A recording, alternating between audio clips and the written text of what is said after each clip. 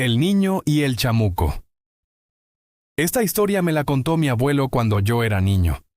Era una de esas noches frías, en las que el fuego de la chimenea alumbraba apenas el rostro cansado de mi viejo.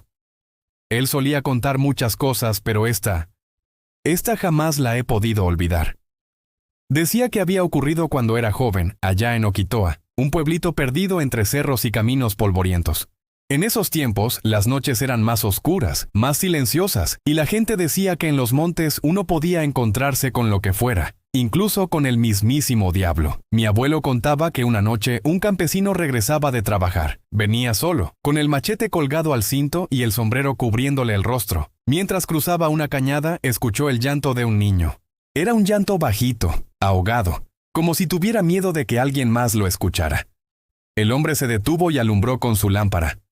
A unos metros, vio a un pequeño de unos 7 años, flaco, con la ropa sucia y los ojos enormes llenos de lágrimas.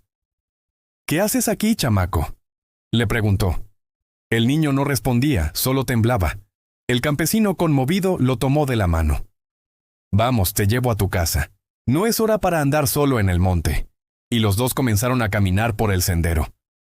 Pero a medida que avanzaban, el ambiente se volvió raro. El viento se detuvo, los grillos callaron y ni siquiera se oían los coyotes.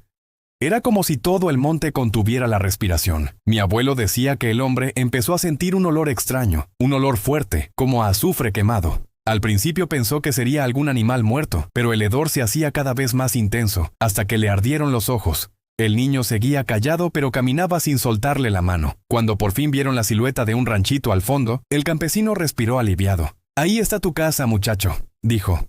«Ya casi llegamos». Pero justo entonces el niño se detuvo.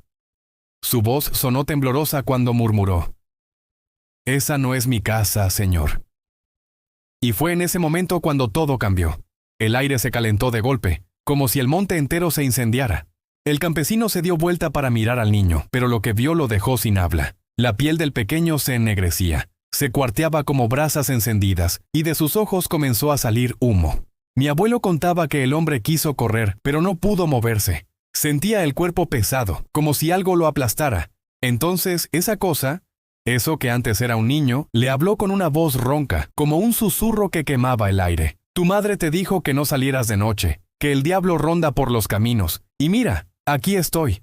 El campesino gritó con todas sus fuerzas, pero el monte no devolvió eco alguno. Lo último que vio antes de desmayarse fue al niño caminando hacia él, con una sonrisa deformada por el fuego. Mi abuelo siempre decía que ese hombre sobrevivió, pero jamás volvió a ser el mismo. Quedó mudo, sin poder pronunciar palabra, como si el miedo le hubiera robado la voz.